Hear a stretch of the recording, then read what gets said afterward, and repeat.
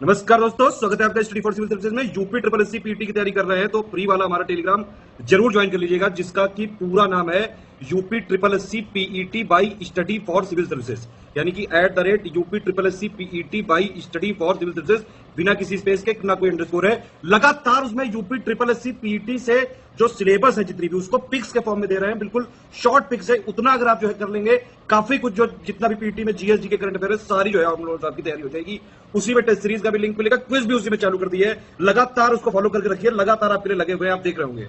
उस ग्रुप की link video के डिस्क्रिप्शन में दी हुई है, जो हमारा डिस्क्रिप्शन में है उसी से ज्वाइन करिएगा। वीडियो के जो डिस्क्रिप्शन में लिंक दी हुई है उसी से ज्वाइन करिएगा, या फिर ये वाला ग्रुप है, देख लीजिए ध्यान से। टेलीग्राम में ये लिख के सर्च करना है UP triple SC PET by study for civil services, बिना किसी स्पेस के। ये वाला ग्रुप है, अपना ध्यान रखिएगा। ये वाला दूसरा कोई चैनल है, इसको ज्वाइन कर सकते हैं आप चाहें तो। ये वाला हमारा मेन चैनल। इंस्टाग्राम में हमारा पेज फॉलो कर लीजिएगा, स्टडी फॉर सिविल .सर्विसेज। इसमें स्टोरी हाईलाइट, जो हाईलाइट हो प्लस पोस्ट जरूर देख करिए। सारे क्वेश्चन अटेम्प्ट करिए और स्कोर अपना जरूर कमेंट करके बताइए कितने आपके क्वेश्चन सही हो रहे हैं।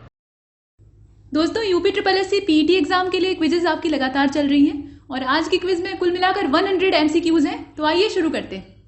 पहले प्रश्न में आपसे कहा जा रहा है कि भारतीय संविधान के किस संशोधन अधिनियम ने मतदान की उम्र 21 से घटाकर 18 साल कर दी थी। पहले 21 थी, बाद में 18 हो गई। तो ये 1989 का अधिनियम था। 61वां संशोधन अधिनियम इसको कहा जाता है। 61वां अमेंडमेंट था, 1989 में होता है। इसके बाद अगले प्रश्न को देखते हैं। यहां आप इसे देख सकते हैं। प्रश्न संख्या 2 में कहा जा रहा है कि संविधान के किस संशोधन के जरिए या उसके द्वारा भारत में आर्थिक आरक्षण को पारित किया गया था। तो इकोनॉमिकल जो रिजर्वेशन था वो किसके प्रावधान से आता है। 103वां जो संशोधन किया जाता है संविधान में, उसके थ्रू ऐसा होता है। इसके बाद अगले प्रश्न को देखते हैं। प्रश्न संख्या 3 में कहा गया कि किस वर्ष में संविधान का संशोधन सबसे पहले किया गया। संविधान में संशोधन की प्रक्रिया तो ये संविधान के बनने के समय ही थी, लेकिन पहली बार संशोधित कब किया जाता है तो ये 1951 में किया जाता है, यानी लागू होने के अगले ही वर्ष। इसके बाद चौथे नंबर के क्वेश्चन को देखते हैं। किसी नए राज्य के गठन के लिए भारतीय संविधान की किस अनुसूची में संशोधन करना आवश्यक होता है। तो जो पहली अनुसूची है उसमें नए राज्यों के गठन से संबंधित प्रावधान, मतलब ये पहली वाली अनुसूची जो है, इसमें संशोधन की आवश्यकता पड़ती अगर आपको नए राज्य का गठन करना है तो।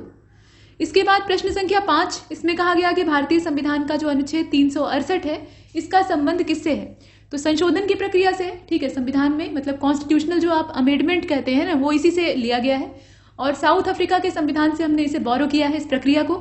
इसके बाद 6वें नंबर के क्वेश्चन को देखिए।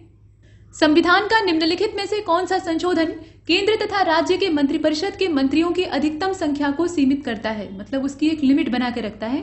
तो ये 91वां संशोधन है जिसके द्वारा ये प्रावधान किया जाता है। 91 नंबर का जो अमेंडमेंट है उसके द्वारा ये प्रावधान होता है। अगले प्रश्न को देखिए। संविधान का 52वां संशोधन ये किससे संबंधित है। दल बदल विरोधी कानून जो है, या दल बदल की जो प्रक्रिया है, उसके प्रोटेस्ट में यहाँ पर चीजें दिखाई देती हैं, ठीक है। इसके बाद 8वें नंबर के क्वेश्चन को देखिएगा। एक राजनीतिक दल राष्ट्रीय पार्टी के रूप में मान्यता प्राप्त करने योग्य होगा यदि वह लोकसभा में कम से कम, अब यहाँ पर कितनी बार जीतेगा उसकी संख्या, जीत की संख्या आपको बतानी है, और वह सदस्य कम से कम 3 भिन्न राज्यों से चुने जाए। ये भी एक उसके साथ प्रावधान है। तो जो दूसरा वाला प्रोविजन है उसको भी याद रखिएगा, हो सकता है यहाँ से भी क्वेश्चन बन जाए। बाकी जो इसमें यहाँ भरना है संख्या, उसको बताइए कितनी बार जीतना आवश्यक होता है। संख्या यहाँ दी है, कम से कम 11 सीटें, बार की बात नहीं है, सीटों की बात है। तो यहाँ 11 सीटें उसकी जीतनी आवश्यक होती हैं।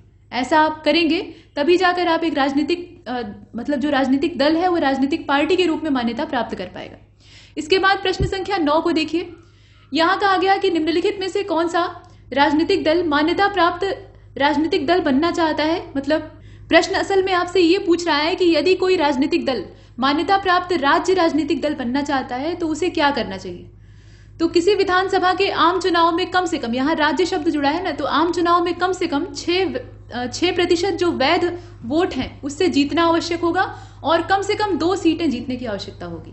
जो वोट का परसेंटेज है वो कितना है, 6%, वो भी वैलिड वोट होना चाहिए, और 2 सीटें कम से कम उसकी जीतने की आवश्यकता है। इतना रहेगा तभी वो इस तरह का जो राजनीतिक दल है उसके तौर पे बन पाएगा। इसके बाद 10वें नंबर के क्वेश्चन को देखिएगा। अंतर्राष्ट्रीय शांति और सुरक्षा को बढ़ावा देने के लिए संबंधित प्रावधान भारतीय संविधान के निम्नलिखित में से किस एक भाग में उल्लिखित है। तो जो नीति निदेशक सिद्धांत या डीपीएसपी है, directive principle of state policy, उसमें अंतर्राष्ट्रीय सुरक्षा और शांति को बढ़ावा देने की बात कही गई। इसके बाद 11वें नंबर के क्वेश्चन को देखते हैं। भारत सरकार का प्रथम विधि अधिकारी कौन सा था। तो कौन सा था या कौन सा है, ये आप पास्ट टेंस में कहिए या प्रेजेंट टेंस में, अटॉर्नी जनरल ऑफ इंडिया, ये पहला विधिक अधिकारी होता है। इसके बाद अगले प्रश्न को देखते हैं, निम्नलिखित में से कौन एक राष्ट्रीय पार्टी नहीं है? राष्ट्रीय पार्टी का दर्जा प्राप्त होना ये अपने आप में बड़ी बात है। तो इसमें आप देख रहे हैं कि बाकी जितनी है, मार्क्सवादी कम्युनिस्ट पार्टी जिसे आप कहते हैं वो राष्ट्रीय पार्टी है, उसमें कोई डाउट नहीं है। बीएसपी यानी बहुजन समाज पार्टी, ये भी राष्ट्रीय पार्टी है। और नेशनलिस्ट कांग्रेस पार्टी, मतलब यहाँ पे एनसीपी की बात हो रही है, तो वो भी राष्ट्रीय पार्टी है। लेकिन जो डीएमके है यानी द्रविड़ मुनेत्र कड़गम इसका पूरा नाम है, इसको शॉर्टकट में हम लोग डीएमके के नाम से जानते हैं, ये राष्ट्रीय पार्टी नहीं है। ठीक है, समाजवादी पार्टी जो है वो भी राष्ट्रीय पार्टी नहीं। इसके बाद अगले प्रश्न को देखते हैं, 13वां, भारतीय जनता पार्टी की स्थापना किस वर्ष में की गई थी? बीजेपी बहुत ज्यादा पुरानी नहीं है, तो 1980 में स्थापना होती है। पुरानी तो है ही है, लेकिन पहले इसका नाम दूसरा था। क्या पुराना नाम था ये बताइएगा। अभी जो है इसका नाम चेंज होता है और भाजपा के रूप में यानी भारतीय जनता पार्टी के तौर पे ये सामने आती है। इसके बाद अगले प्रश्न को देखते हैं, ये तो आजादी के समय से पहले से ही थे। भारत की संसद के द्वारा हिंदू विवाह अधिनियम कब लागू किया गया? मतलब भारत की जो इंडियन पार्लियामेंट है उसने इसे कब लागू किया था? तो डेट जो है वो 1955 है, यानी 1955। इसके बाद 15वें नंबर के क्वेश्चन को देखते हैं, भारतीय संविधान का अनुच्छेद 300A मतलब 300 क्लॉज ए, ये किस चीज की गारंटी देता है? तो ये गारंटी देता है कि कोई भी व्यक्ति अपनी संपत्ति से वंचित नहीं रहेगा, संपत्ति का अधिकार देता है ये असल में, जिसे कि जो मूल अधिकारों की कैटेगरी है उससे बाहर कर दिया गया। इसके बाद 16वें नंबर के प्रश्न को देखते हैं, भारत के मुख्य निर्वाचन आयुक्त की नियुक्ति कौन करता है वो आपको बताना है। तो इस प्रकार के जो संवैधानिक पद हैं उनकी नियुक्ति कौन करेगा? राष्ट्रपति करेगा, या आप ऐसे भी अंदाजा लगा सकते थे। 17वें नंबर के क्वेश्चन को देखिएगा, संविधान सीईसी और चुनाव आयुक्त के जो कार्यकाल होते हैं उनकी सुरक्षा को सुनिश्चित करता है कि मतलब वो अपने काम की अवधि तक बने रहेंगे। वे 6 साल के कार्यकाल के लिए नियुक्त किए जाते हैं, मतलब उसमें 2 कंडीशन होती है, या तो 6 साल के लिए नियुक्त किए जाएंगे या उनकी जो आयु है वो उतने वर्ष की हो जाएगी, तब तक वो अपने पद पर बने रहेंगे। तो कितने वर्ष तक की आयु तक वो अपने पद पर अर्थात अपनी नियुक्ति पर बने रह सकते हैं? यहाँ आप देखें तो 65 वर्ष, 6 वर्ष नियुक्ति का मतलब 6 साल तक ऐसे वर्ष के आधार पे, और आयु के आधार पे 65, दोनों में से जो पहले पूरा हो जाए उसके तौर पे। इसके बाद अगले वाले को देखते हैं, प्रश्न संख्या 18 में आपसे कहा गया कि भारत के मुख्य निर्वाचन आयुक्त की सेवानिवृत्ति की आयु क्या है? तो चूंकि यहाँ पर वर्ष कार्य अवधि नहीं पूछ रहा है, यहाँ आयु पूछ रहा है, तो आप 65 कहेंगे। ठीक है, और जो नियुक्ति का पूरा समय है उसे आप अगर पूछा जाएगा तो वर्ष के आधार पर बताएंगे। अगले प्रश्न में यानी 19वें में आपसे कहा गया कि भारत के संविधान की कौन से नंबर की अनुसूची में असम, मेघालय, त्रिपुरा और मिजोरम राज्य में जनजातीय क्षेत्रों के प्रशासन के संबंध में प्रावधान दिखाई देते हैं? तो जो ट्राइबल एरियाज है वहां पे एडमिनिस्ट्रेशन के बारे में प्रोविजन हमें कहाँ दिखते हैं? ये 6वीं अनुसूची में है। ठीक है, अनुसूचित जाति जनजाति से आप 6वीं अनुसूची को जोड़ लें तो वैसे भी मालूम हो जाएगा। अगली भाषा के बारे में यहाँ पे क्वेश्चन है और इसमें कहा जा रहा है कि कोंकणी शासकीय भाषा है। कोंकणी जो लैंग्वेज है वो कैसी है, कहाँ की शासकीय भाषा है, ये आपको बताना है। तो राज्य का नाम इसमें से कौन सा होगा? दमन और दीव होगा।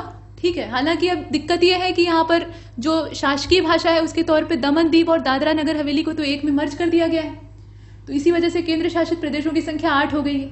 लेकिन फिलहाल यहाँ पे जो करेक्ट आंसर है वो दमन दीव होगा। ये पहले की बात असल में हो रही है, जब ये बदलाव नहीं हुआ था, ये बदलाव तो 2019 का है, लेकिन उससे पहले से ही ये प्रक्रिया चल रही थी, तो इसे हमने देखा।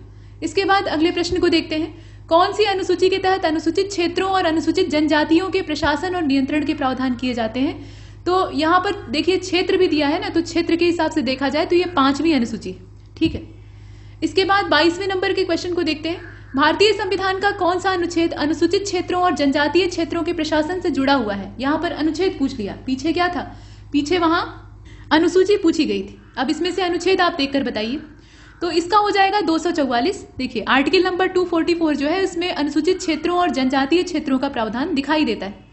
अगले प्रश्न को देखते हैं, यहाँ कहा जा रहा है कि कौन सी ऐसी भाषा है जो कि तिब्बती परिवार की भाषा है, मतलब तिब्बती फैमिली या जो तिब्बतियन ग्रुप है उससे बिलोंग करती है। तो ये दिमासा नाम की लैंग्वेज है जो कि तिब्बतियन ग्रुप से बिलोंग करती है, दिमासा। अगले प्रश्न को देखते हैं 24वां, नीति आयोग के अध्यक्ष कौन होते हैं? तो इसका जो पदेन अध्यक्ष है वो प्रधानमंत्री होता है। ठीक है, और उप अध्यक्ष जो है यानी उपाध्यक्ष वो बार बार चेंज होते हैं, उनका कार्यकाल होता है। इसके बाद अगले प्रश्न को देखते हैं, प्रश्न संख्या 25, इसमें कौन सी एक संवैधानिक संस्था नहीं है? तो नीति आयोग जो है वो संवैधानिक संस्था नहीं है, ये एक थिंक टैंक है, सरकार का अपना बनाया हुआ, योजना आयोग की जगह ये ले चुका है। और बाकी जितनी है वो संवैधानिक संस्था है, मतलब संविधान में इनकी नियुक्ति गठन का उल्लेख है। इसके बाद अगले प्रश्न को देखते हैं, 26वें में कहा गया कि इसमें से कौन सा संघ सूची के अंतर्गत विषय के तौर पे नहीं आता है? यूनियन लिस्ट होती है, स्टेट लिस्ट होती है और कॉन्करेंट लिस्ट होती है। तो यूनियन लिस्ट के अंतर्गत जितने भी विषय होते हैं उस पर कानून बनाने या उसको क्रियान्वित करने का हक ये केंद्र सरकार के पास होता है, राज्य वाले में राज्य का होता है, और जो संवर्ती होती है उसमें दोनों का घालमेल होता है, इसीलिए केंद्र और राज्य के बीच में खिंचाई होती है। खैर यहाँ उसमें नहीं पढ़ना है। संघ सूची के तहत कौन सा विषय नहीं आता है, तो यहाँ देखिए सार्वजनिक स्वास्थ्य, ये जो चीज है ना, ये संघ सूची अकेले इस पे कैसे अपना कमांड कर सकती है। अगर आपको सार्वजनिक स्वास्थ्य की बात करनी है तो इसमें दोनों का रोल होगा, मतलब संघ तो करेगा ही, उसके अलावा राज्य जो है इसमें मूल भागीदारी निभाएंगे क्षेत्रीय स्तर पर। तो आप जरा बताइएगा कि ये जो सार्वजनिक स्वास्थ्य है ये किस सूची में आता है, संवर्ती में आता है या फिर राज्य सूची में आता है। इसके बाद अगले प्रश्न को देखते हैं। प्रश्न संख्या 27 में कहा गया कि भारतीय संविधान का भाग 2 किससे संबंधित है। जो पार्ट 2 है उसका संबंध किससे है, नागरिकता से है। ठीक है, नागरिकता के बारे में जितने भी कच्चे चिट्ठे हैं वो सब इसमें दिए हुए हैं। इसके बाद 28वें में चलते हैं। अनुच्छेद 5 से लेकर 11 तक कौन से पहलू पर चर्चा की गई है। तो भारत की नागरिकता, वही भाग 2 जो था उसको यहाँ आर्टिकल में कन्वर्ट कर दिया है, मतलब आर्टिकल नंबर 5 से लेकर 11 तक वो पूरा प्रोविजन दिखाई देता है, कैसे सिटीजनशिप मिलती है, कौन कौन नागरिक होने के योग्य है, कब छीनी जा सकती है, वो सारी चीजें। इसके बाद 29वें को देखते हैं। भाषा के आधार पर राज्यों के पुनर्गठन को किस वर्ष में किया गया था। 1956 में भाषाई आधार पर पुनर्गठित होने वाला पहला राज्य कौन सा था, आंध्र था। इसके बाद अगले प्रश्न को देखते हैं। माफ कीजिएगा, भाषाई आधार पर गठित होने वाला पहला राज्य जो था वो आंध्र था। हालांकि कोई भी जो उस समय के राजनीतिक नेता थे जिन्होंने कि आजादी में अपना सहयोग दिया था या अपना खून बहाया था, तो वो लोग कतई नहीं चाहते थे कि भाषा के आधार पर या जाति के आधार पर विभाजन हो। लेकिन आंध्र में इतना ज्यादा उपद्रव होता है कि उसे अलग करके एक मतलब स्टेट के तौर पे बनाना पड़ता है। खैर, इसके बाद देखिए, निम्नलिखित में से क्या नागरिक समाज के रूप में नहीं माना जाता है। तो इसमें आप देखें जो जितनी भी चीजें दी हुई है, जैसे परिवार वंश है तो ये तो नागरिकों का हिस्सा है, जाति संघ है वो भी नागरिकों से बिलोंग करता है, गैर सरकारी संगठन है तो उसमें भी नागरिकों का अपना रोल होगा, और विधानमंडल जो है वो नागरिक समाज के रूप में नहीं माना जाता है। लोगों का तो वो भी होता है, उसमें कोई एलियन आकर तो रहते नहीं है, लेकिन वो नागरिक समाज के तौर पर नहीं होता है। ठीक, इसके बाद 31वें को देखते हैं। हाथ से मैला उठाने के कार्य को भारत में कब से प्रतिबंधित कर दिया गया है। ये जो प्रथा है ये अपने आप में बहुत बड़ी कुरीति है, और इसमें मतलब जो उठाने वाले मनुष्य होते हैं उनको एकदम बहिष्कृत कैटेगरी में रखा जाता था पहले के समय में, और उनके साथ अछूत वाला बर्ताव किया जाता था। तो इसका जो करेक्ट आंसर है वो 1993 होगा। बहुत बाद में उन्मूलन होता है, जबकि बहुत पहले हो जाना चाहिए था, लेकिन ये बहुत बाद में होता है। इसके बाद 32 को देखते हैं। यहाँ पर 3 पदों के नाम दिए, राष्ट्रपति, उपराष्ट्रपति और राज्यसभा के सभी सदस्य। अब आपसे ये पूछा जा रहा है, चूंकि यहाँ बगल में ही दे दिया है तो उपरोक्त जैसी कोई बात नहीं है, वो तो तब होता है ना जब ये चीज जो है ये नीचे लिखी होती है, तो कहता है कि ऊपर लिखे हुए में से पहचानिए। खैर, तो इसमें से कौन सा आनुपातिक प्रतिनिधित्व प्रणाली के नियमानुसार एकल संक्रमणीय मत के माध्यम से गुप्त मत के द्वारा किए गए मतदान से चुना जाता है। मतलब कुल मिलाकर उसका जो निर्वाचन है वो कैसा होता है, एकल संक्रमणीय होता है और अप्रत्यक्ष निर्वाचन होता है। तो इसमें जो निर्वाचन की प्रक्रिया है उसे आप देखिए, राष्ट्रपति का तो अप्रत्यक्ष निर्वाचन होता ही है, बड़ी घुमावदार प्रक्रिया है, तो पहला वाला तो होगा ही। उपराष्ट्रपति का भी वही हाल है। लेकिन जो यहाँ दिया है ना राज्यसभा के सभी सदस्य, ऐसा नहीं है, राज्यसभा के जितने मेंबर हैं उनके साथ ऐसा नहीं होता है। तो पहला दूसरा इसमें होगा, राष्ट्रपति और उपराष्ट्रपति। इसके बाद 33वें में चलते हैं। निम्नलिखित पर विचार कीजिएगा। तो मौलिक अधिकार दिया है, मौलिक कर्तव्य दिया है, डीपीएसपी दिया है। अब आपको यह बताना है कि इसमें से कौन सा भारत के संविधान का कौन सा भाग 0 से लेकर 6 वर्ष की आयु, मतलब जन्म से लेकर 6 वर्ष तक के जो बच्चे हैं उनकी शिक्षा के प्रावधान की प्रतिस्थापना करता है। तो ये जो भाग है, मतलब इसमें आप सिर्फ चुन सकते हैं, तो जो तीसरा वाला है वो होगा जो राज्य के लिए नीति निर्देशक तत्व बनाए गए हैं, मतलब उसे कर्तव्य बोध कराने के लिए, उसमें इसका प्रावधान दिखाई देता है। ठीक है, केवल तीसरा। इसके बाद अगले प्रश्न को देखते हैं। प्रश्न संख्या 34 में कहा गया कि केंद्रीय सतर्कता आयुक्त अपने पद पर बना रह सकता है कब तक। अब यहाँ वर्ष अवधि भी दी है और उसकी उम्र सीमा भी दी है। तो इसका करेक्ट आंसर हो जाएगा 4 साल की जो सीमा है वहां तक, या फिर 65 वर्ष की आयु तक, जो पहले पूरा हो जाए। अगर 4 साल से पहले ही वो 65 साल का हो जा रहा है तो रिटायर हो जाएगा, और नहीं तो 4 साल का जो कार्यकाल है उसको पूरा करेगा, इस हिसाब से। इसके बाद 35वें को देखते हैं। भारत में संघ लोक सेवा आयोग का गठन भारत के संविधान के किस अनुच्छेद के अंतर्गत किया गया, मतलब यूपीएससी की स्थापना कौन से आर्टिकल के थ्रू होती है, ये आपको बताना है। तो इसमें इतना सरल विकल्प दिया है कि बहुत आराम से आप गेस कर सकते हैं, 315। अगले प्रश्न को देखते हैं। प्रश्न संख्या 36 में कहा गया कि जो भारत का तिरंगा है उसकी लंबाई और चौड़ाई का रेशियो कितना है। ऐसा नहीं होता कि उसको मनमाना हम बहुत बड़े साइज का बना दें तो वो तिरंगा कहलाएगा। वो शो पीस हो सकता है लेकिन तिरंगा नहीं हो सकता। उसका जो रेशियो है वो होना चाहिए। ठीक है, बड़ा भी रहेगा तब भी उसमें लंबाई और चौड़ाई का एक अनुपात होता है, उतना होना चाहिए। 3 और 2 का रेशियो होना चाहिए। मतलब जो लंबाई है वो ज्यादा होगी और जो चौड़ाई है उससे थोड़ी सी कम होगी, मतलब एक आयताकार शेप यहाँ पर बनेगा। ये 3 के रेशियो में होगी और ये 2 के रेशियो में होगी, चाहे कितना भी बड़ा आप तिरंगा बनाएं। इसके बाद अगले प्रश्न को देखते हैं।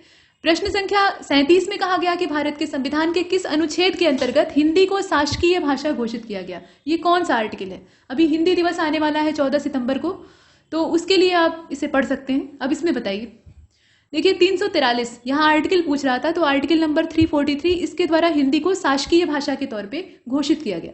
38 को देखते हैं।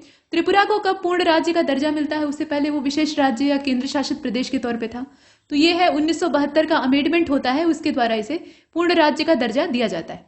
प्रश्न संख्या 39 को देखते हैं। यहाँ कहा जा रहा है कि कृषि आय पर जो कर लगता है, मतलब कृषि के द्वारा जो आमदनी होती है किसानों की, उसमें टैक्स लगाने का जिम्मा किसका होता है? राज्य सरकारों का होता है। राज्य स्तर का काम ही है, तो राज्य सरकार ही करेगी। इसके बाद 40वें को देखते हैं। भारत का एकमात्र राज्य जहां पर समान सिविल कोड है, यूनिफॉर्म सिविल कोड है, ये कौन सा राज्य? गोवा राज्य है। ठीक, इसका आपने चुना।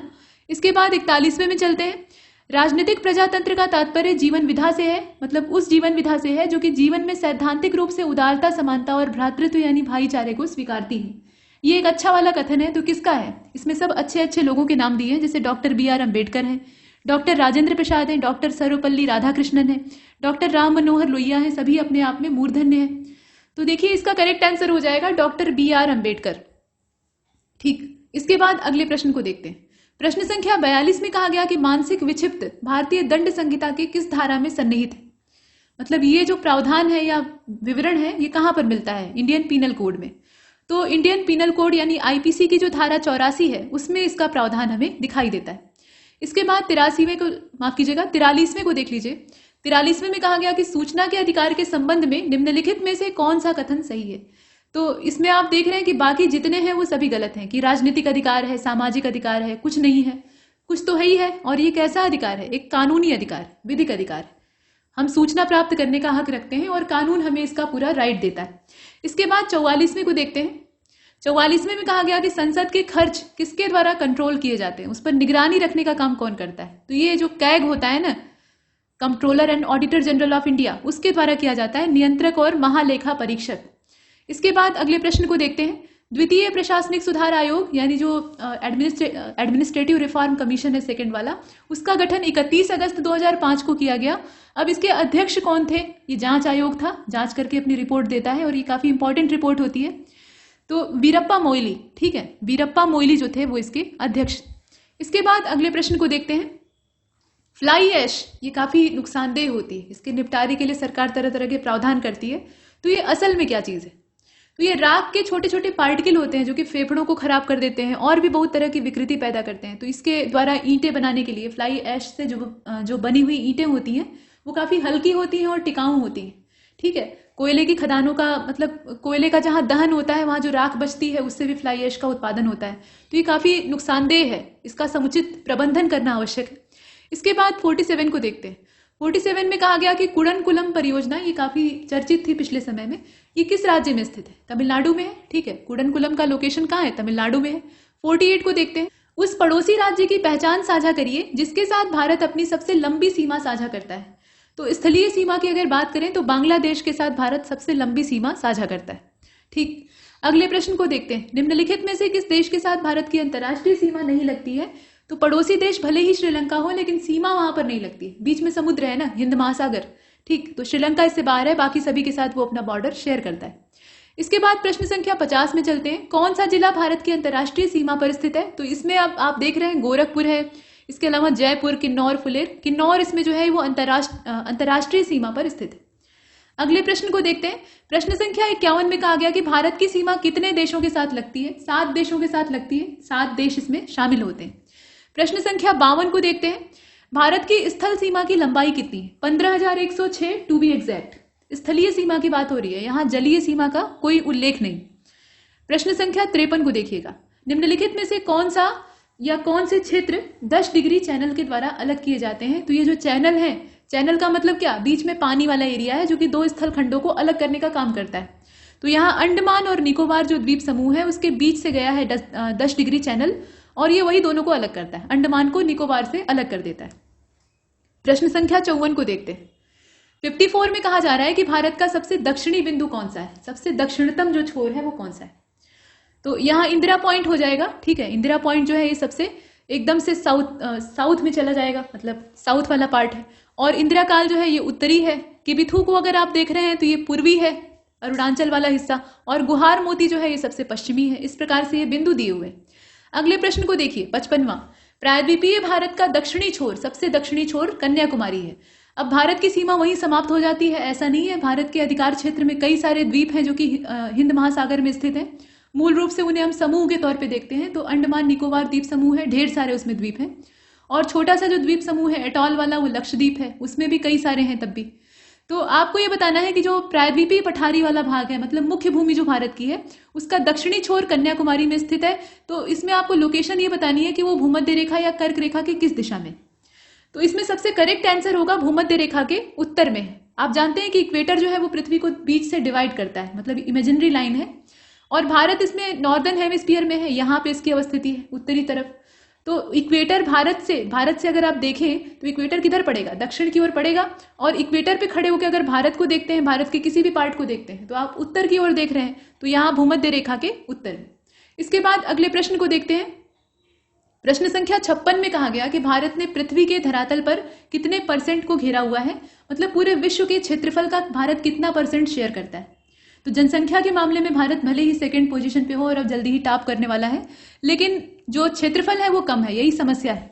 क्षेत्रफल कम रहेगा तो संसाधन कम रहेंगे, जगह कम रहेगी, और पॉपुलेशन इतनी भयंकर है तो फिर मैनेज कैसे होगा। ठीक, तो 2.4% ही जमीन भारत के अधिकार क्षेत्र में आती है। इसके बाद 57 को देखते हैं। भारत के किस राज्य में कर्क रेखा यानी ट्रॉपिक ऑफ कैंसर के अति समीपस्थ कोई शहर है। अब यहाँ आप जो राज्यों के नाम देख रहे हैं ना, ये सभी राज्य ऐसे हैं जहां से कर्क रेखा गुजरती है। ठीक, मित्र पश्चिम बंगाल को झाड़कर 36 MP गुजर गए, मतलब यहाँ पे जितने भी राज्य हैं उनके नाम आप देख सकते हैं। मिजोरम है, त्रिपुरा है, इसके अलावा पश्चिम बंगाल है, झारखंड है, ठीक, और छत्तीसगढ़ भी है, उसमें मध्य प्रदेश भी है, गुजरात है, राजस्थान है। तो आप बताइए कि इसमें से कौन सा ऐसा है जिसमें समीपस्थ, सबसे ज्यादा समीपस्थ कोई शहर है। तो त्रिपुरा जो राज्य है इसमें सबसे समीपस्थ कोई शहर स्थित है। इसके बाद अगले प्रश्न को देखते हैं। और ये जो ट्रॉपिक ऑफ कैंसर है ये उत्तरी गोलार्ध में स्थित है, 23.1/2 अक्षांशीय विस्तार पे, और ये भारत को लगभग बीच से डिवाइड करती, लगभग। 58 को देखते हैं। अंडमान निकोबार द्वीप समूह तथा लक्षद्वीप समेत, मतलब सब जो द्वीप वाला इलाका है उसको मिलाकर भारत की कुल तटरेखा की लंबाई कितनी। अब यहाँ पे टोटल पूछ रहा है, तो तटरेखा की लंबाई अगर देखें कुल मिलाकर द्वीप वगैरह जोड़ जाड़कर, तो ये 7,500 है। ठीक है, 7,500 किलोमीटर। अगले प्रश्न को देखते हैं। प्रश्न संख्या 59 में कहा गया कि ये कौन सा दर्रा है जो कि तिब्बत के साथ सिक्किम राज्य को जोड़ने वाली भारत चीन सीमा पर स्थित है। तो ये नाथुला दर्रा है। तो बच्चों वाला क्वेश्चन है, आप आराम से इसमें कर सकते हैं, कोई दिक्कत नहीं। दर्रे किसको किसको जोड़ते हैं ये पढ़ लीजिएगा। इसके बाद भारत की समुद्री जो तटीय सीमा है, या आप ऐसे कह सकते हैं कि भारत की समुद्री तटीय सीमा के किनारे कितनी दूरी तक ये समुद्र में फैली हुई है, उसकी जो समुद्र में फैली हुई लंबाई या विस्तृत लंबाई है वो आपको बतानी है। 12 समुद्री मील, मतलब जो 12 नॉटिकल माइल है उतना इसका विस्तार है, ये समुद्र में उतनी दूर तक गई है। अगले प्रश्न को देखते हैं। प्रश्न संख्या 61 में कहा गया कि क्षेत्रफल के लिहाज से उत्तर प्रदेश का भारत के राज्यों में कौन सा स्थान है। क्षेत्रफल के लिहाज से, पॉपुलेशन की बात यहां नहीं हो रही, नहीं तो यूपी खुश हो जाता। देखिए, चौथा स्थान है। उत्तर प्रदेश में जगह कम है और पॉपुलेशन एकदम भर भर कर, और इसीलिए अब नई जनसंख्या नीति आने वाली है। अब देखते हैं उसका क्या होता है। Question number 62। त्रिपुरा अपने उत्तर, दक्षिण और पश्चिम में किससे घिरा हुआ है। 3 तरफ से ये घिरा है। तो इसमें आप देखें कि म्यांमार से घिरा हुआ है, म्यांमार से, माफ कीजिएगा, यहाँ पर त्रिपुरा राज्य की बात हो रही है, तो बांग्लादेश से घिरा हुआ है। 3 तरफ से इसको बांग्लादेश कवर किए हुए है और एक तरफ से ये भारत की मुख्य भूमि से जुड़ा हुआ है। ठीक, इसके बाद अगले प्रश्न को देखते हैं। इसका करेक्ट आंसर बांग्लादेश होगा। प्रश्न संख्या 63 को देखिएगा। भारत के किस राज्य का सबसे लंबा समुद्री किनारा है। तो सबसे लंबी तटरेखा किस राज्य की है, गुजरात की है, तो इसमें आराम से आप चुन सकते हैं। प्रश्न संख्या 64 को देखिएगा। इसमें से सबसे ज्यादा उच्चतम वार्षिक वर्षा कहाँ पे होती है। मेघालय में होती है। जो मौसिन राम है वो असल में मेघालय में स्थित है, बाकी जो है वो उसमें शामिल नहीं है। और विकल्प भी ऐसे हैं कि आराम से आप गेस कर सकते हैं। पश्चिमी विक्षोभ जिसके कारण उत्तर पश्चिमी भारत में वर्षा होती है, उसकी उत्पत्ति का स्थान कहाँ है। ये जो वेस्टर्न डिस्टर्बेंस है ये कहाँ पर जनरेट होता है। तो ये सर्दी के समय बनता है और भूमध्य सागर के आसपास के जो इलाके या भूमध्य सागर के ऊपर का जो क्षेत्र होता है वहां पे ये निर्मित होता है। और जो शीतकालीन वर्षा है वो इसी के प्रभाव से होती है। गेहूं की फसल या रबी की जितनी फसलें होती हैं उनके लिए अच्छी मानी जाती है। इसके बाद अगले प्रश्न को देखते हैं, जन्म और मृत्यु का पंजीकरण अधिनियम ये किस वर्ष में लागू किया गया? तो ये 1969 में लागू होता है। जन्म और मृत्यु का पंजीकरण होता है और उसके लिए जनसंख्या माफ कीजिएगा जन्म मृत्यु रजिस्टर होता है, जो कि टाउन एरिया या जो भी नगर स्तरीय क्षेत्र होते हैं वहां पे जो कार्यालय होते हैं उसमें पाया जाता है। ठीक, इसके बाद 67 को देखते हैं, जनसंख्या रिपोर्ट या जनगणना रिपोर्ट 2011 के हिसाब से उत्तर प्रदेश में बाल लिंगानुपात कितना है? बच्चों की आबादी का जो लिंगानुपात है वो कितना है? तो वो 902 है। मतलब 1000 लड़कों पर या 1000 बालकों पर 902 जो है वो बालिकाएं। ये बाल लिंगानुपात का हाल है। इसके बाद 68वें में चलते हैं, 2011 की जनगणना रिपोर्ट के हिसाब से किस राज्य में जनजातीय जनसंख्या नहीं है? हरियाणा राज्य में। ठीक है, हरियाणा राज्य में जो जनजातीय जनसंख्या है वो नहीं पाई जाती। इसके बाद अगले प्रश्न को देखते हैं, 69वां, और 2011 की जो जनगणना रिपोर्ट है उसी के हिसाब से अब ये जनगणना रिपोर्ट जो है ये अपनी अंतिम सांसें गिन रही है, तो इससे कुछ क्वेश्चन बन सकते हैं। अब इसमें देखिए, 2011 की ये जो सेंसस रिपोर्ट है इसके अकॉर्डिंग प्रति वर्ग किलोमीटर भारत का जनसंख्या घनत्व कितना है? 382 है प्रति वर्ग किलोमीटर। इतने व्यक्ति जो है वो भारत में पाए जाते हैं। कितने? 382। 70वें प्रश्न में पूछा गया कि 2011 की जो जनगणना रिपोर्ट है उसके हिसाब से कौन सा राज्य जनसंख्या घनत्व के मामले में सबसे नंबर 1 है? बिहार है। बिहार राज्य का जो जनसंख्या घनत्व है वो भारत में सर्वाधिक। इसके बाद अगले प्रश्न को देखते हैं, यहां पूछा जा रहा है कि भारत की कुल जनसंख्या में अनुसूचित जाति का कितना परसेंट है? 16.6। ये आपने रट्टा मारा होगा। और ये पूछा गया कि उत्तर प्रदेश में देश की कुल जनसंख्या का कितना परसेंट रहता है? ये भी 2011 का सेंसस है उसी के अकॉर्डिंग बताना है। तो यूपी में जो पॉपुलेशन पूरे भारत के अकॉर्डिंग रहती है वो कितने प्रतिशत है? 16.49% है, टू बी एग्जैक्ट 16.49%। अगले प्रश्न को देखते हैं, 73वां, सबसे अधिक जनसंख्या सघनता इसमें से किस राज्य की है? अब यहां पर चूंकि बिहार नहीं दिया है तो इसमें से आप चुनिए, गुजरात, त्रिपुरा, मध्य प्रदेश और पश्चिम बंगाल। अब इसमें आप देखकर भी समझ सकते हैं बाकी राज्यों की तुलना में पश्चिम बंगाल में पॉपुलेशन ज्यादा घनी है। इसके बाद अगले प्रश्न को देखते हैं, 2011 की जो जनगणना है उसके हिसाब से कौन सा एकमात्र राज्य था जिसकी वर्ष 2001 से 2011 के दौरान ऋणात्मक घातीय जनसंख्या वृद्धि हुई है? मतलब यहाँ पॉपुलेशन बढ़ने की बजाय क्या हुई है? घटी है, बाकी जगह बढ़ी है। तो ये है नागालैंड, यहाँ ऋणात्मक वृद्धि दर्ज की गई। ऋणात्मक का मतलब वही है कम होना। 75वें को देखते हैं, आबादी की जो औसत आयु सीमा है वो क्या है? मतलब भारत में जो पॉपुलेशन है उसका मैक्सिमम जो पार्ट है वो किस आयु सीमा के लोग रहते हैं? तो युवा आबादी है, 25 से 30 वाले लोगों की जो औसत आयु सीमा है वो यहाँ देखी जाती है। औसत जब हम निकालते हैं जो मेजॉरिटी होती है वो हमें दिखाई देती। इसके बाद प्रश्न संख्या 76 को देखिएगा, भारत में दुनिया की कुल आबादी का लगभग कितना परसेंट रहता है? तो इसमें अगर आप देखें तो 17%। दुनिया की कुल आबादी का लगभग जो 17% है वो अकेले भारत में रहता है और क्षेत्रफल के हिसाब से हम लोग 2-2.5% में आकर सिमट जाते हैं। प्रश्न संख्या 78 को देखते हैं, माफ कीजिएगा 77 को। तो मध्य प्रदेश, यहां पे ये पूछा जा रहा है कि किस प्रदेश की मध्य आयु न्यूनतम है? मध्य आयु का मतलब समझ रहे हैं, यहाँ अधेड़ लोगों की जो पॉपुलेशन है उसकी बात की जा रही है। तो ये सबसे कम कहां पर पाए जाते हैं? उत्तर प्रदेश में। उत्तर प्रदेश में इनकी जो आबादी है वो सबसे कम है, या तो बुजुर्ग ज्यादा है या फिर जो युवा है वो ज्यादा है। इसके बाद 78वें को देखते हैं, जनसंख्या 2011 मतलब जनगणना 2011 के अकॉर्डिंग भारत का तीसरा सबसे अधिक आबादी वाला राज्य कौन सा है? तीसरा पॉपुलेशन वाइज थर्ड पोजीशन पे कौन है? बिहार राज्य है, जनसंख्या घनत्व के मामले में नंबर 1 है और तीसरे स्थान पर ऐसे मतलब जनसंख्या की गिनती के हिसाब से। इसके बाद इसमें अगला प्रश्न देखिए, 79वां, इसमें कहा गया कि भारत में सर्वाधिक जनसंख्या वाला राज्य कौन सा है? भारत में सर्वाधिक जनसंख्या वाला राज्य कौन सा है? अब यहाँ राज्यों के नाम आप देख लीजिए और उत्तर प्रदेश इसमें नंबर 1 है। पॉपुलेशन बेहिसाब जैसे भारत की स्थिति है ठीक वही कंडीशन इस समय यूपी की है। इसके बाद 80वें नंबर के क्वेश्चन को देखते हैं, 2011 के सेंसस के अकॉर्डिंग भारत में वयोवृद्ध महिला नागरिकों की संख्या कितनी है? वयोवृद्ध यानी बुजुर्ग, तो इनकी जो संख्या है वो 53 मिलियन थी, अभी और बढ़ी होगी। ठीक है, इसके बाद अगले प्रश्न को देखते हैं, प्रश्न संख्या 81 में कहा गया कि भारत का सबसे कम जनसंख्या वाला राज्य कौन सा है? सिक्किम राज्य है। ठीक है, सिक्किम जो है वो भारत का सबसे कम जनसंख्या वाला राज्य है इन सभी में। इसके बाद अगले प्रश्न को देखते हैं, 2011 की जनसंख्या के हिसाब से किस भारतीय राज्य में 100 मिलियन से ज्यादा आबादी नहीं है? 100 मिलियन से ज्यादा आबादी नहीं है। तो इसमें आप देखिए जो राज्य है वो दे रखे हैं और इसका जो करेक्ट आंसर है वो पश्चिम बंगाल हो जाएगा। पश्चिम बंगाल में 100 मिलियन से अधिक पॉपुलेशन नहीं है। इसके बाद 83वें में चलते हैं, दिए गए राज्य में महिला साक्षरता कहाँ पे सबसे कम है? तो बिहार राज्य में है। बिहार राज्य का जनसंख्या घनत्व अच्छा खासा है लेकिन स्त्री साक्षरता के मामले में ये काफी पिछड़ा हुआ है, 60% से भी कम यहाँ पे साक्षरता है। और उसके बाद देखिए 84 नंबर का जो क्वेश्चन है उसे देखिएगा। सेंसस 2011 के अकॉर्डिंग उत्तर प्रदेश में लिंगानुपात कितना है? तो 1000 पुरुषों पर 912 महिलाएं हैं, ये यूपी का लिंगानुपात है। और चूंकि आप यूपी स्टेट मतलब उसी का एग्जाम देने वाले हैं तो इसलिए प्रश्न यहाँ पर बन सकता है 912। अगले प्रश्न को देखते हैं। प्रश्न संख्या 85 में कहा गया कि एनपीपी से क्या अभिप्राय है? तो इसका फुल फॉर्म होता है नेशनल पॉपुलेशन पॉलिसी।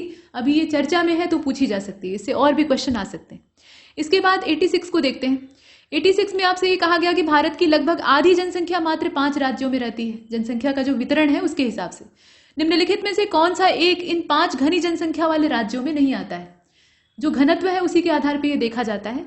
तो इसमें अगर आप देखें तो बिहार का जनसंख्या घनत्व जो है वो सर्वाधिक है, तो यहाँ तो रहेगी ही। पश्चिम बंगाल का भी कुछ कम नहीं है तो यहाँ भी रहेगी, और महाराष्ट्र राज्य भी इसमें कोई अलग नहीं है। केरल, ठीक है, वो 5 जो घनी जनसंख्या वाले राज्य हैं उसमें नहीं आता है।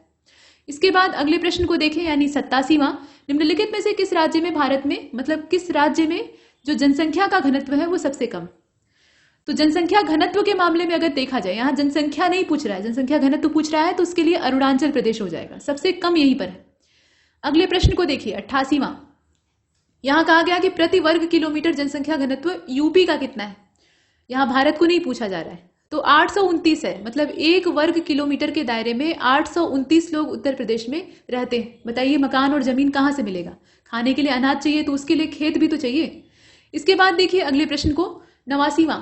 एक नगरीय क्षेत्र के रूप में किसी स्थान को वर्गीकृत करने के लिए न्यूनतम जनसंख्या सघनता कितनी होनी चाहिए? मतलब वो नगर है, ये किस आधार पर डिसाइड किया जाएगा? यहाँ उसकी सुविधा को आधार नहीं बनाया गया है, यहाँ जो जनसंख्या है उसको आधार बनाया गया है। तो 400 व्यक्ति प्रति वर्ग किलोमीटर, ठीक है, इससे ज्यादा होना चाहिए, इससे कम नहीं होना चाहिए। मतलब 1 वर्ग किलोमीटर के दायरे में अगर 400 व्यक्ति जो है उस या 400 से ज्यादा व्यक्ति जब निवास करते हैं तो वो जो क्षेत्र है उसको नगरीय क्षेत्र कहा जाता है, ठीक है, भले ही वहां सुविधा के नाम पे गांव वाली सुविधा भी उपलब्ध न हो। इसके बाद अगले प्रश्न को देखते हैं। मतलब यहाँ ये लॉजिक लगाया जाता है कि नगरों में भीड़ ज्यादा होती है, गांव में कम होती है। प्रश्न संख्या 90 को देखिए। खादर और बांगर का कनेक्शन किससे है? तो ये मिट्टी है और जलोढ़ मृदा के ही 2 प्रकार हैं, एक नई है एक पुरानी है। इसके बाद अगले प्रश्न को देखें। मरुस्थल क्षेत्रों में यानी जो रेगिस्तान होता है वहां वायु द्वारा अपरदन होता है, क्योंकि जल वाला अपरदन वहां उतना संभव नहीं है, और मिट्टी को पकड़े रहने के लिए कोई पेड़ पौधे वहां नहीं होते हैं, तो ये अपरदन आसानी से हो जाता है। शुष्क भूमि में यह होने का कारण क्या है? तो देखिए जहां ग्रासलैंड होते हैं मतलब घास भूमियां होती हैं, वहां लोग प्रायः अपने पशुओं को चराते हैं। पशु वहां की घास चर जाते हैं, उखाड़ लेते हैं, तो फिर नई घास जमती है। ये तो एक प्रोसेस है, लेकिन समय लगेगा ना। और जब लगातार पशु वहां चरें तो वहां की घास गायब हो जाती है, और घास की जड़ें जिस मिट्टी को अभी तक बांध के रखी थी पेड़ों की जगह पे वो कुछ और मदद ही कर रही थी। पेड़ वहां से कट चुके हैं तो ग्रासलैंड डेवलप हुआ है। पेड़ की जड़ें ये काम करती हैं, घास भी वृक्ष ही मतलब वनस्पति ही है, तो वो भी ये काम कर रहा था। जब वो वहां से उखड़ गया तो वहां की मिट्टी अनावृत हो जाती है, और उसके बाद उसमें मरुस्थलीकरण की प्रक्रिया बहुत तेजी से होती है। डेजर्ट ऐसे ही बनते हैं। तो ये अति चराई की वजह से होता है। थोड़ा बहुत आप चराई करेंगे और घास को जमने का मौका देंगे तो ये नौबत नहीं आएगी, लेकिन पता लगा आप लगातार चराते ही गए तो डेजर्ट जो है वहां अपने आप बिना इन्वाइट किए आ जाएगा। इसके बाद अगले प्रश्न को देखते हैं। प्रश्न संख्या 92 में कहा गया कि सूर्यमुखी की खेती निम्नलिखित में से किस मिट्टी में सबसे अच्छी होती है? तो जिस मिट्टी में कपास बढ़िया पैदा होता है उसी में सूरजमुखी भी खूब अच्छा पैदा होता है, तो ये क्या हो जाएगा? रेगुड़। इसके बाद अगले प्रश्न को देखते हैं। एक संसाधन के रूप में मिट्टी के कटाव और ह्रास को मिट्टी के संबंध में प्रमुख खतरा माना जाता है, ठीक। और निम्नलिखित में से कौन सा विकल्प मिट्टी के संरक्षण का सर्वोत्तम उपाय नहीं है? जो है वो तो दिया ही है, लेकिन एक गलत है उसमें से, कौन सा? बारिश के पानी में बह जाना। अब ये भी कोई उपाय होता है? ये तो नुकसान है ना। बारिश का पानी आया, वहां पेड़ वगैरह थे नहीं, तो मिट्टी एकदम खुली थी, बहती गई। वहां जो अपर लेयर न्यूट्रिशन वाली थी वो गायब हो गई। बाकी सभी जो है वो उसके अच्छे मतलब उसके लाभदायक उपाय हैं। जैसे कि घास पात से ढक जाना, तो घासों की जो जड़ें हैं वो उसे बांध कर रख लेंगी, तो मृदा अपरदन वहां नहीं होगा।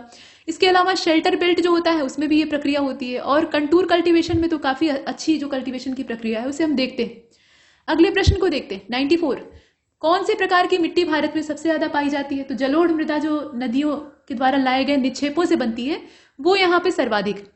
हालांकि ये सभी प्रकार की मिट्टियां भारत में मिलती हैं जलवायविक विविधता की वजह से, लेकिन ये सर्वाधिक। इसके बाद 95 को देखते हैं। मिट्टी का कटाव सर्वाधिक किस प्रकार की मिट्टी में देखने के लिए मिलता है? तो जो बलुई मिट्टी होती है उसमें भी होता है। असल में मिट्टी का कटाव किसी भी प्रकार की मिट्टी में हो सकता है, ठीक। जो ज्यादा चिपचिपी और कम रंध्र वाली मिट्टी है हो सकता है कि उसमें कम हो या देर से हो, जैसे रेगुड़, ठीक है, काली मिट्टी। नहीं तो अदरवाइज ज्यादातर मिट्टियों में ये होता है। सिल्ट मिट्टी में भी होता है, दोमट में तो होबे करेगा, उसमें सबसे ज्यादा होता है, और बलुई में भी होता है। तो इसमें ये पूछा है कि सर्वाधिक किस में होता है, तो तीनों चुन लिया गया है, तीनों को सही माना गया है, तो गलत नहीं है, तीनों यहाँ पे होंगे। इसके बाद 96 को देखते हैं। क्षेत्रीय मृदा को और किस नाम से जानते हैं? तो क्षेत्रीय मृदा ये क्षेत्र वाइज होती है, तो क्षेत्र जैसा रहेगा उसके हिसाब से नाम रहेगा। ड्रिफ्ट मृदा कहा जाता है, इसके अलावा एलुवियल मृदा कहा जाता है, ट्रांसपोर्टेड मृदा कहा जाता है, और उपरोक्त सभी कहा जाता है। लेकिन अब यहाँ पर चूंकि क्षेत्र विशेष की बात हो रही है, ठीक है, तो इसीलिए हम सभी का ऑप्शन नहीं चुनेंगे। यहाँ इसका जो एग्जैक्ट आंसर होगा वो ट्रांसपोर्टेड मृदा होगा, ठीक है। क्षेत्रीय मृदा को इस नाम से भी और जानते हैं। इसके बाद 97 में चलते हैं। 97 में आपसे पूछा गया कि अम्लीय धरती है या अम्लीय मिट्टी है, तो उसमें आप क्या बहुत आराम से उगा सकते हैं? तो इसमें अगर आप देखें तो खीरे को बहुत आराम से उगाया जा सकता है। अम्लीय मिट्टी में कुछ भी उगाना बहुत मुश्किल होता है, लेकिन खीरा उसमें आराम से उग सकता है, ठीक। इसके बाद आगे चलते हैं। जायद की फसल है। भारत में कौन कौन या कोई कोई क्षेत्रों में लाल मिट्टी पाई जाती है, तो मिट्टी का रंग जो है वो लाल क्यों होता है? मिट्टी का एक खास रंग है, वो किस वजह से होता है ये पूछा जा सकता है। तो लाल मिट्टी का रंग एक्चुअली लाल क्यों होता है? उसमें फेरिक ऑक्साइड पाया जाता है, इस वजह से लाल होता है, वो लाल हो जाती है। प्रश्न संख्या 99 में आपसे पूछा गया कि कौन से मौसम में रबी की फसल की खेती होती है, तो अक्टूबर नवंबर में इसकी बुआई होती है, मतलब अक्टूबर से दिसंबर तक मानते हैं, हालांकि सितंबर लास्ट से स्टार्ट हो जाती है। और जब बसंत का मौसम आता है, शुष्कता मौसम में आती है, उस समय इसको गर्मी प्रचंड आने से पहले काट लिया जाता है, ठीक। तो सर्दी का मौसम इसके लिए मूल रूप से होता है, और पश्चिमी विक्षोभ से जो वर्षा होती है इससे सर्वाधिक लाभ प्राप्त करती है। गेहूं की फसल या सरसों या जितने भी चना मटर है वो सब इसमें आते हैं। इसके बाद अंतिम प्रश्न इस क्विज का देख लेते हैं। खेती का वह रूप जिसमें किसान और किसान के परिवार के निर्वहन के लिए लगभग सभी फसलें उगाई जाती हैं या पशुपालन भी किया जाता है, उसे पारंपरिक रूप से किस नाम से जानते हैं? तो उसको आजीविका कृषि कहा जाता है या जीविका कृषि कहा जाता है। मतलब जीवनचर्या में जितने भी जीविकोपार्जन के साधन हो सकते हैं वो सब किसान आजमाता है। उसमें एग्रीकल्चर के साथ जितने भी एलाइड सेक्टर्स होते हैं वो सब इन्वॉल्व होते हैं। तो पशु किसान प्रायः पालते हैं अपनी दूध की और खाद की आवश्यकता पूरी करने के लिए, और इसके अलावा फसलों के जितने भी अवशेष होते हैं जैसे भूसा, खली, चुन्नी, उसको भी पशु अपना सेवन करके हृष्ट पुष्ट हो जाते हैं। तो यहाँ तक हमने इस क्विज को कंप्लीट किया है, और तब तक के लिए नमस्कार।